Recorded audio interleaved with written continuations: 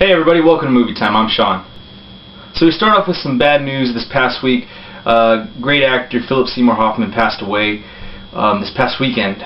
It was said that he was found by a good friend in his apartment complex, and it appears to be an overdose. They did do the autopsies, and results are inconclusive as of right now. There have been arrests made in the death, and it's still being situated right now. This is a very, very sad thing to hear. He was a great actor. He was somebody that you could watch and you always enjoy what he does. I enjoyed a lot of his roles myself. A lot of his best work was in a supporting role. He had 3 Academy Award nominations for Best Supporting Actor, and he had 1 nomination for Best Actor, which he won for the movie Capote in 2005. Like I said, just a great actor, very beloved by the acting community, and someone that I'm definitely going to miss in movies from now on. Now, I haven't seen all of his movies, but the ones I have seen of him I've definitely enjoyed, and he definitely knows how to be that supporting actor. I guess if I were to choose anybody to go up against him, like talent-wise, I'd say somebody like Christoph Waltz. Like, he's up there with that kind of actor. He's so good at it. He knows how to play the character, and he can steal scenes, but at the same time he builds up the story with what he does. He was such a great actor, and I'm definitely going to miss not being able to see him in much more future movies, but he does have a couple that he was able to finish before his untimely death, and so hopefully we'll see some good trademark Philip Seymour Hoffman showcases. So rest in peace, Philip Seymour Hoffman. I'm definitely going to miss him as an actor, as a movie lover. I will miss him. Alright, to pick it on up, guys, I have some announcement news. It was announced this week, I think it was Monday, that Lex Luther and Alfred have been cast for the new Superman-Batman movie. Jeremy Irons is going to be playing Alfred. You guys know Jeremy Irons. I know him best from 2 movies that I don't know if I'm going to get a lot of hate for, but Lion King as Scar and Die Hard with a Vengeance. Plays a great villain, obviously, but in this case he is going to be a good guy playing Alfred. And they casted Lex Luther, as I said, and that is going to be Jesse Eisenberg. Jesse Eisenberg, you guys know him from Adventureland, Zombieland, Social Network, essentially playing the same character in all the movies. I like Jesse Eisenberg for what he does. I've heard people compare him to a better acting Michael Cera. I do want to say that that is slightly true on some fronts, but at the same time he hasn't had a ton of movies to show us any different sides of him. So this could be a good opportunity for him, and a good opportunity to see if he really has what it takes to play a different role other than the quick talking monotone guy that he plays in a lot of his movies.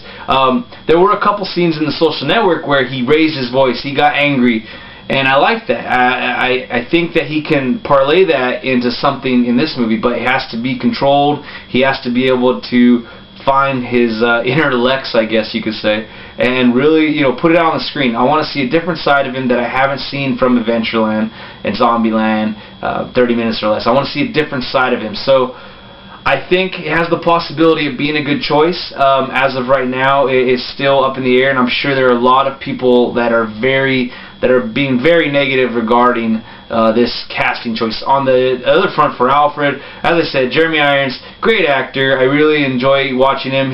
For me, I usually see him as a villain, and so in this role as a good guy, supposedly, I mean, Alfred is normally a good guy.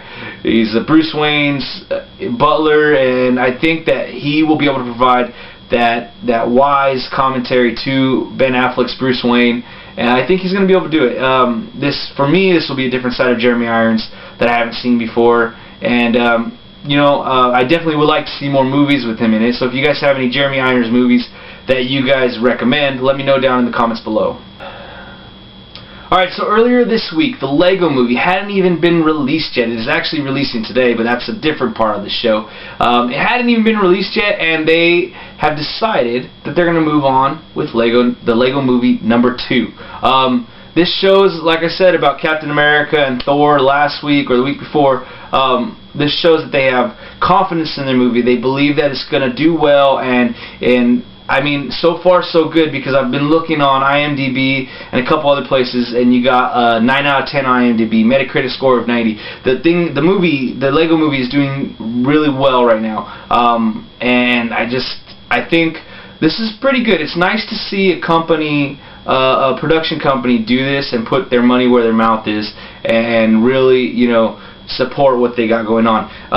Hopefully I get a chance to see that this weekend. There's a couple movies I want to see, and the first Lego Movie is the one I really do want to see that one this weekend.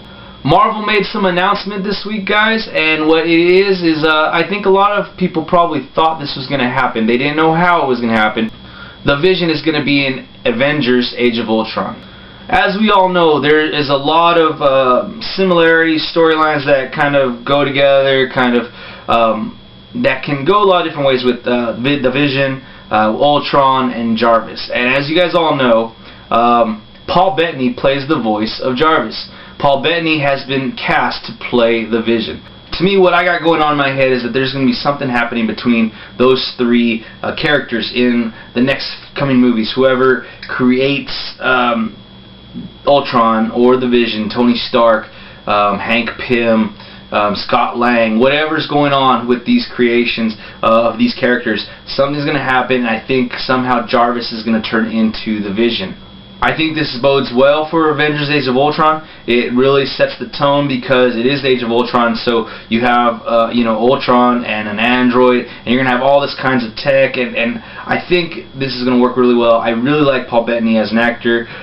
Since he started playing Jarvis in the first Iron Man, I've always really liked his voice, and I want to see if they're going to have the Vision look more like Paul Bettany, or he's going to look kind of like how he does in the comics and in the animated, video games, the TV shows, stuff like that. Like if he's going to be, green or orange or whatever colors, or if he's going to look like a human, like a life model decoy or something.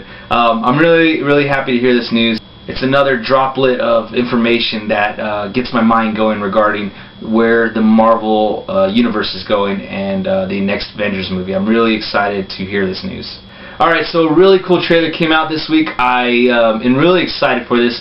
A few weeks ago, we had Arnold Schwarzenegger movie as the movie of the week. It was The Last Stand. And this movie trailer that came out is another Arnold movie. It's called Sabotage. In this movie, he's got a bunch of awesome, they're like mercenaries, I guess you could say. You got Joe Manganiello. He was actually in Spider-Man. He played Flash. He's known from True Blood. You have Terrence Howard. You have Josh Holloway from Lost. You have Sam Worthington. The team that he has, Arnold Schwarzenegger has in here, it looks pretty cool. This is the Red Band trailer, so it really shows you that this is going to be one of them gritty, really gritty, bloody movies, and I like that. I think it's a good route to go for Schwarzenegger to get him back to that action god type status, and really kind of redeem himself for what a lot of people thought The Last Stand was. I thought The Last Stand was good, but it'll redeem himself, I think. So I'm really excited about this movie, and I can't wait to see it in theaters. Alright guys, there's a few movies coming out this week that bring some interest to me. First off, like I said earlier, you have the Lego Movie. This movie is being rated and critically acclaimed, receiving such good reviews, and I really want to see this movie. I think all of you guys should go out there and see this movie as well.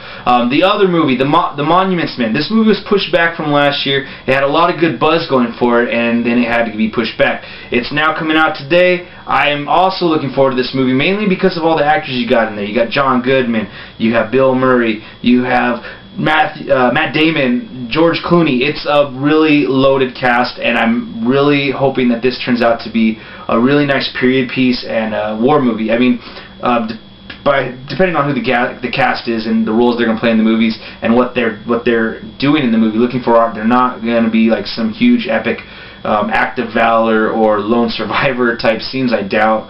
But I'm really interested in seeing where the story is. We go to movies to be entertained, so I mean, I don't expect this to be a purely to the point accurate history lesson, but I am excited to see what I can learn from this. I'm sure I'll get something from this, and it really looks like a good film, good actors. I am looking forward to this movie. You guys should too. Alright guys, this week's movie of the week was Bad Grandpa. This movie stars Johnny Knoxville dressed up in great makeup, and they actually were nominated for an Academy Award for Best Hair and Makeup, and a little boy named Jackson. This movie, I gotta say, it's got some heart to it, I guess, and it has some laughs. It's not gonna be as funny as The World's End or This Is the End or you know, some of those movies, but it is funny in its own right. It is a prank movie, so some of the laughs are, you know, you have to get it, you have to enjoy this type of movie. It's not comedy in the sense where they're setting up jokes for you, but some of the pranks are really cool. Some of the people that they get in the movie, they react to certain pranks certain ways, and it's really funny to see that stuff. What I like about the movie the most is that they were able to, you know, bring the story together and actually develop a bond between Johnny Knoxville's Irving and Jackson's Billy. Throughout the movie, it starts off there, you know, Irving, Johnny Knoxville doesn't want the little boy there. He just wants to get rid of him. And for like the first half of the movie, it's pretty rough. Like, he wants to send him in a shipping box. He wants to do all this stuff. Just get rid of the boy. But over this time, he starts seeing that, you know, the boy has some good qualities to him. They start to bond a little bit. And then by the end of the movie, you just have Irving really feeling for little Billy being left with his deadbeat father. So I like that they built this connection, and it didn't seem forced. I really liked it. I thought that it was a real connection. Obviously, Johnny Knoxville and the little boy Jackson spent a lot of time together because it's pretty much a two-man show. So, I mean, I did see a connection there between them. I did like that. And like I said, if you like this type of comedy, the pranks, you'll definitely like this film. It has a lot of cool set pieces, action with the pranks, and just like I said, crazy people that react to certain things in this movie. It really just boggles your mind. I really enjoyed it.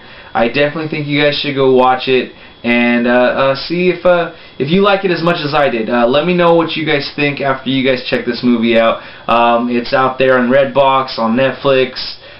Check it out and let me know what you guys think down in the comment section. Alright guys, that's it for movie time this week. Remember to click the like, share, subscribe buttons down below. Leave your comments, questions, and inquiries and suggestions for movie of the week in the comment section. And remember, let's have a great conversation this week. We'll see you next time.